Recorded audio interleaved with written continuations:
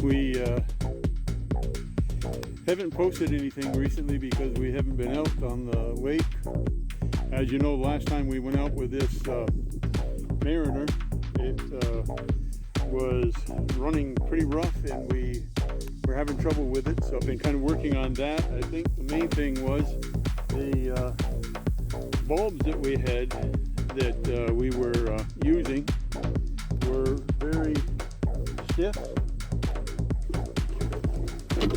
It's very almost next to impossible to press them to get any kind of volume to it or any pressure to it. So I've taken, and we also had this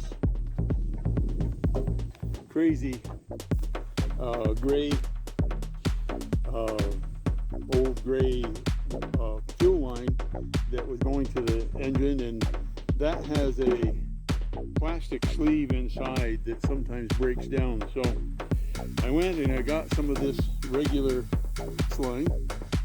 This is 3/8 inch gas line. I put new ends on it for this end into the tank and this end into the motor itself. And then I bought a new bulb, and this one is so easy to squeeze, so nice, that I think that was probably a good portion of my problem with the engine. So hopefully next week, I've got some medical things I've got to have done this week, so I won't have time here in the next couple of days to go out. But next week perhaps we'll get it back out fishing and see what we can find for maybe some bass or some more panfish. I also, one other thing that I'm doing, I put this on an extended base, as you can see underneath there. There's an extended section here, a whole extension to the swivel seat, but I found that was a little bit too much of an extension, and I sit a little bit too high to really comfortably work the engine.